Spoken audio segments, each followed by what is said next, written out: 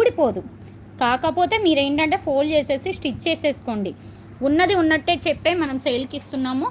ఇంకొకటి, parcel open చేసేటప్పుడు చాలా కేర్ఫుల్గా మీరు పార్సల్ అనేది ఓపెన్ చేయండి. ఫస్ట్ ప్యాకింగ్ చేసినప్పుడు ఇలా ఉంటుందండి.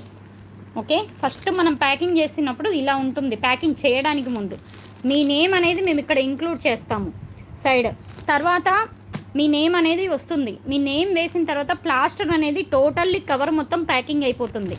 మీరు ఓపెన్ చేసుకునేటప్పుడు ఇట్లా లాస్ట్లో మీరు కొంచెం తీసేసి వేలు పెట్టి కవర్ అనేది ఓపెన్ చేయండి.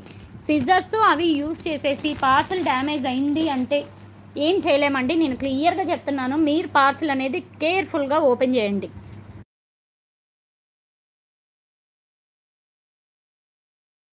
ఓకే, మీరు సీజర్ యూజ్ చేసి కట్ చేసేదైనా కేర్ఫుల్గా చేయండి మేడం. అండ్ 360 డిగ్రీస్తో పార్సిల్ అనేది కంప్లీట్గా ఓపెన్ వీడియో తీసుకోండి.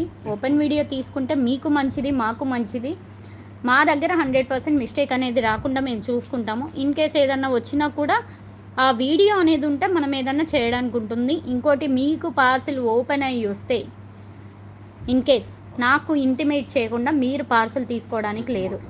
కంపల్సరిగా మాకైతే ఇంటిమేట్ చేయండి. ఇన్ కేస్ మీరు మెసేజ్ పెట్టినప్పుడు మేము చూసుకోలేదు అంటే పార్సిల్ మాకొద్దు, రిటర్న్ పంపించేసేయండి అని చెప్పి మీరు పోస్టల్ వాళ్ళతో చెప్పేసేయండి.